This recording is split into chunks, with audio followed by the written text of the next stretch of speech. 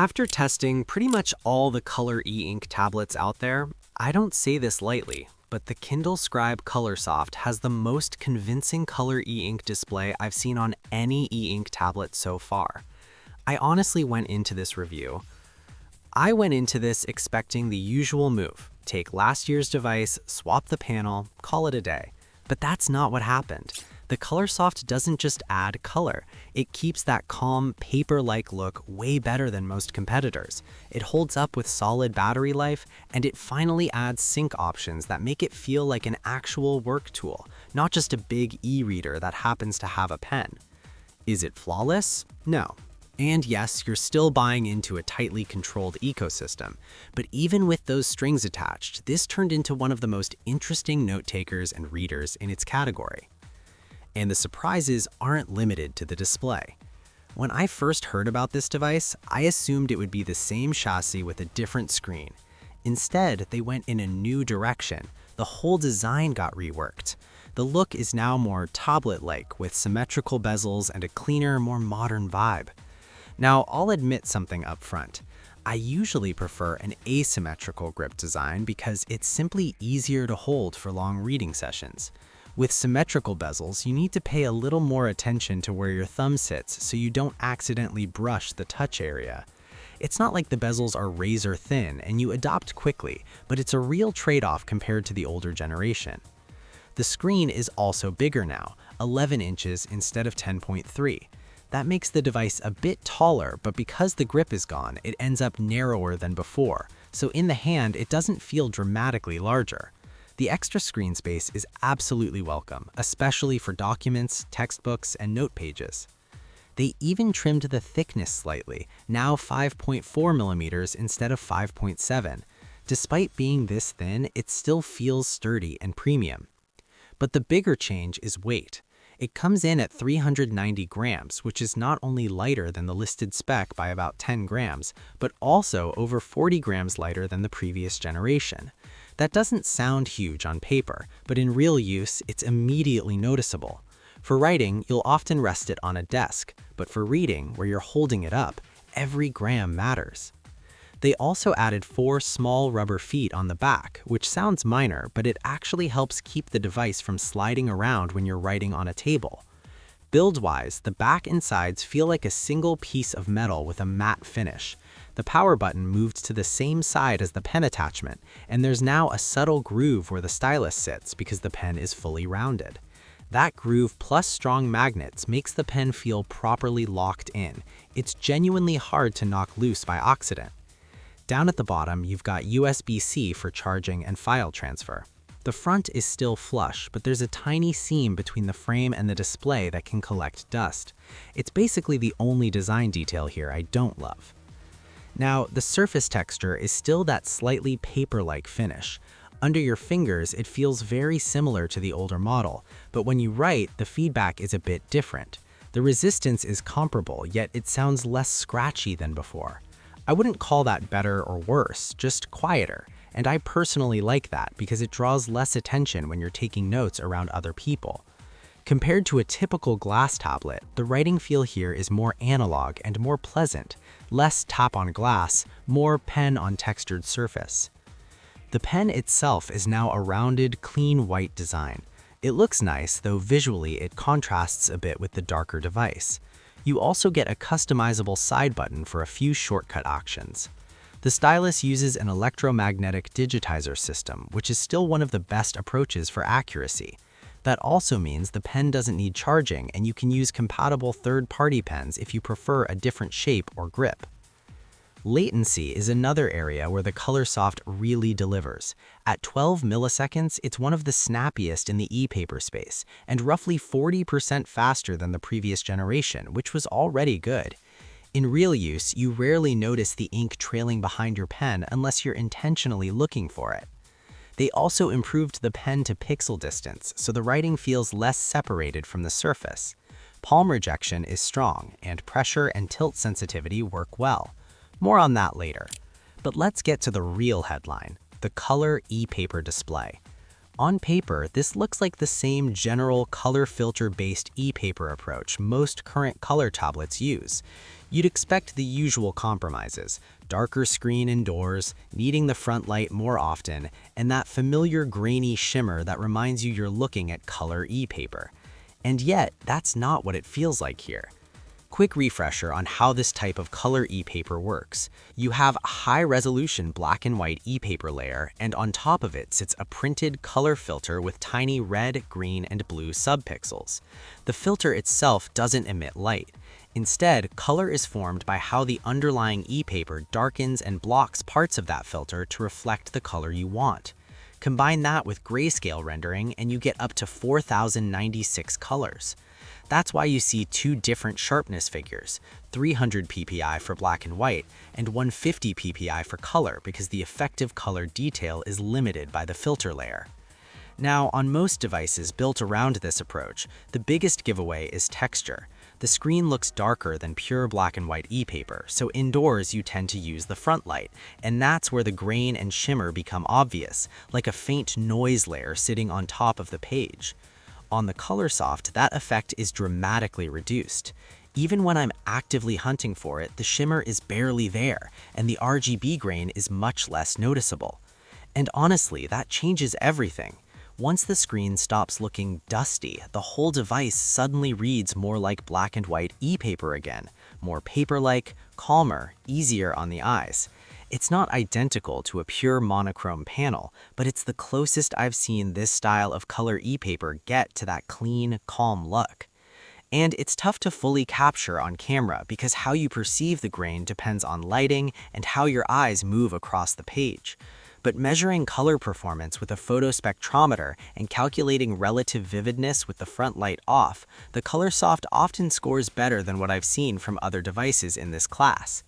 In plain terms, those numbers tell you how much of a color's potential the display actually reproduces.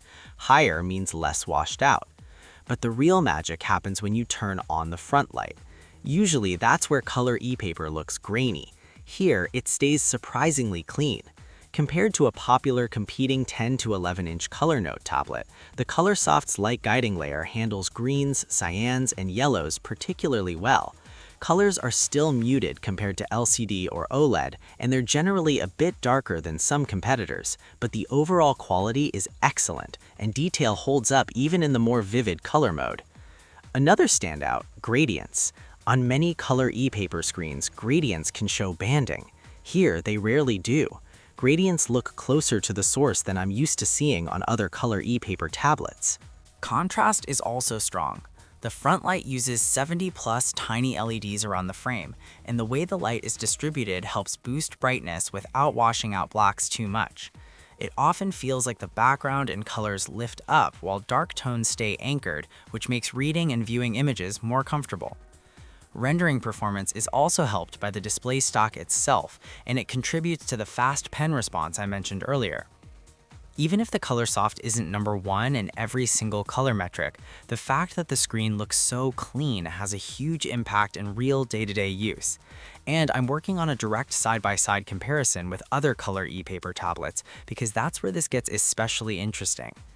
So the short version, the Colorsoft absolutely nails the screen. And here's something I didn't expect myself. I usually tell people not to buy a color e-paper device unless they truly need color content.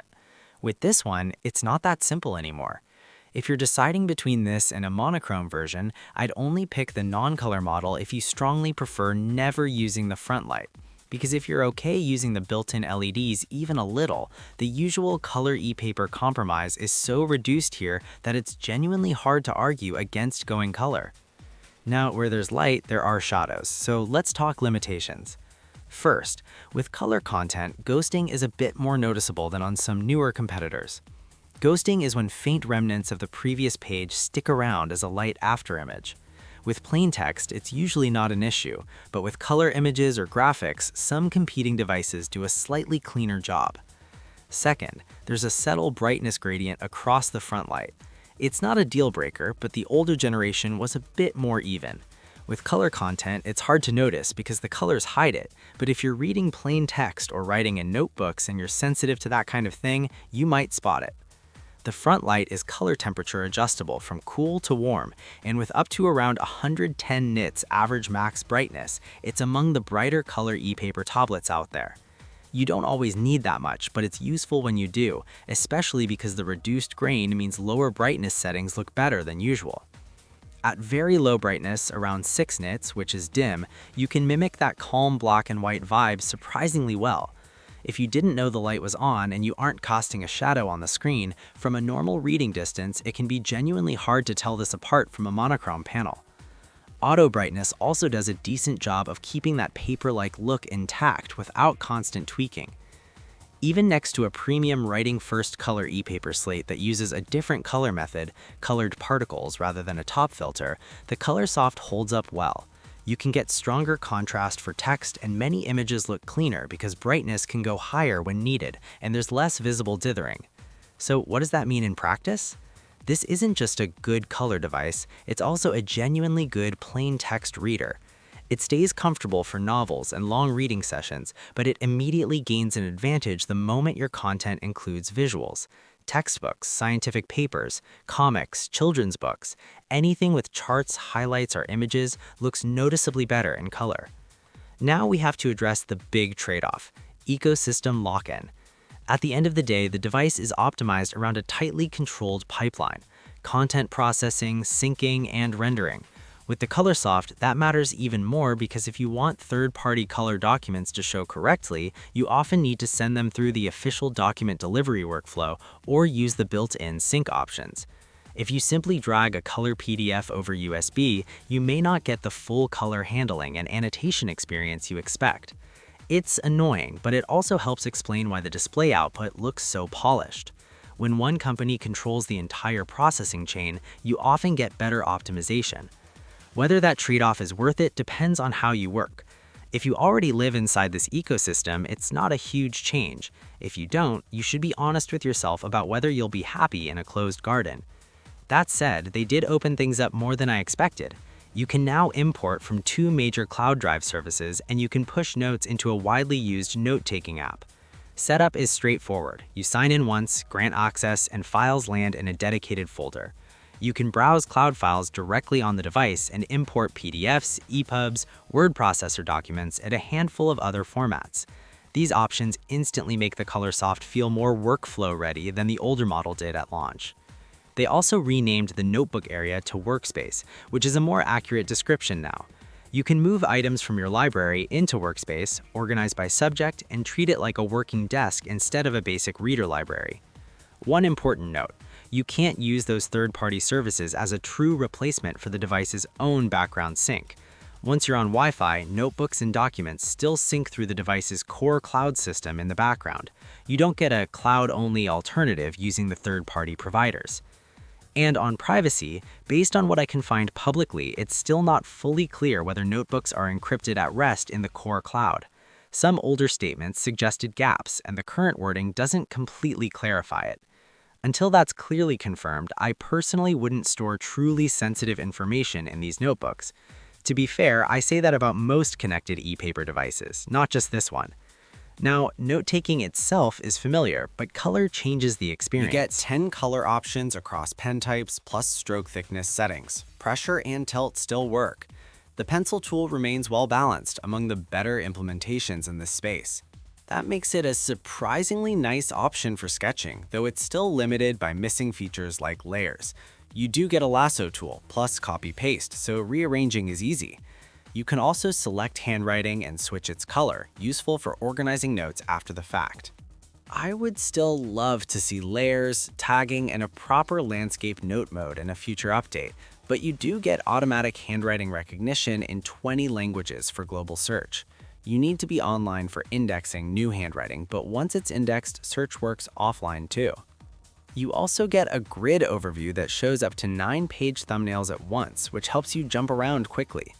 Thanks to the 300 ppi text sharpness, those thumbnails are actually readable. I did occasionally see page previews fail to load, which was annoying when it happened. Organization is handled through folders and subfolders.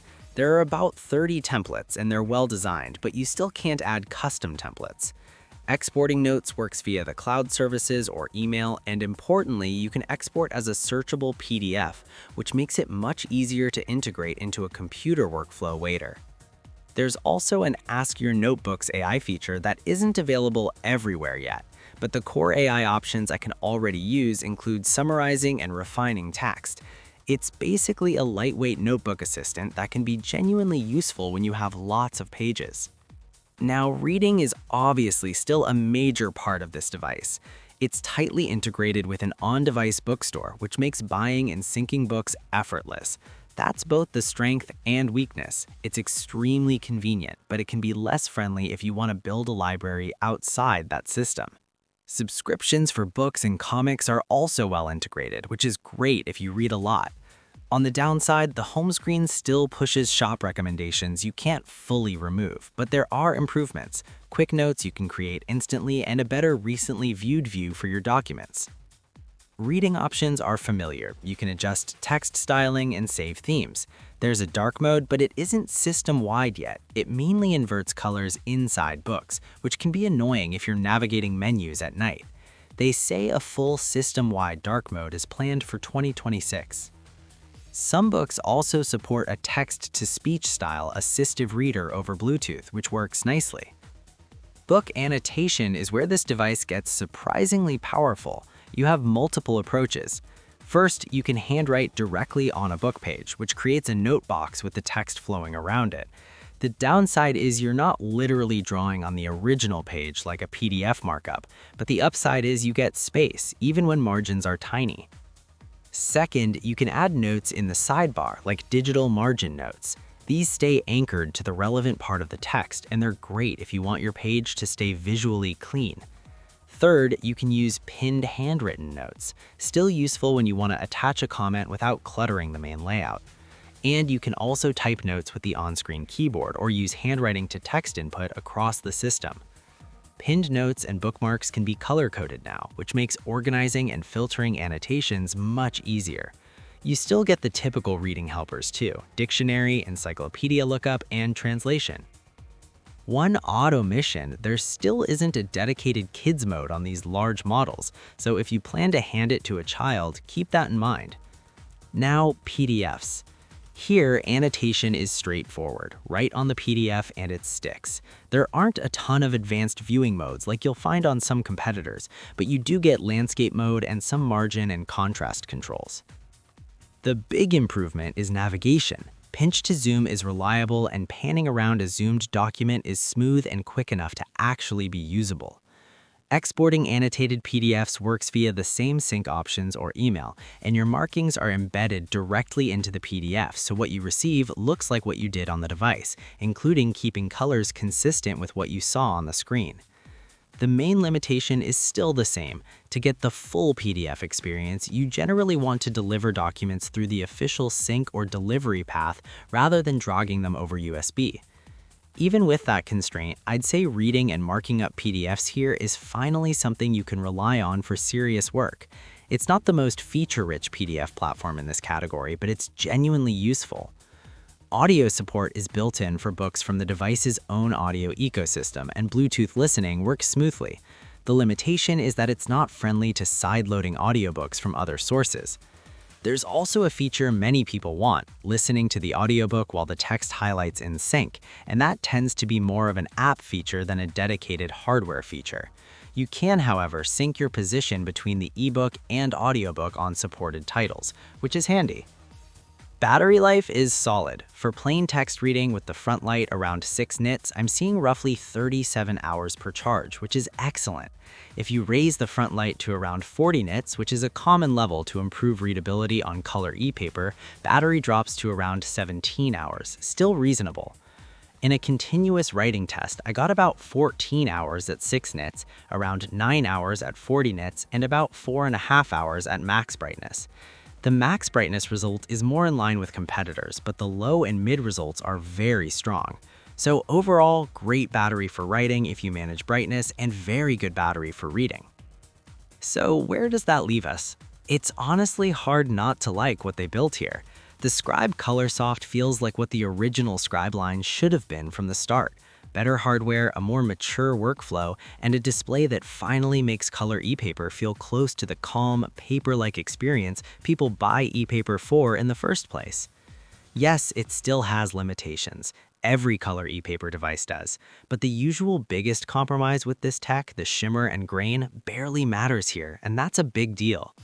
The improved sync options also make it a more practical note taker, not just a reading device with a pen. If ecosystem restrictions bother you, they'll still bother you here, and advanced note features like tags and layers are still missing. But with handwriting search and decent folder organization, it's more manageable than you might expect. The other big issue is price. This is positioned at the premium end for this category. It's expensive for a scribe-style device, but it's not wildly out of line compared to other large color e-paper note tablets, especially when you factor in the display quality and the workflow improvements.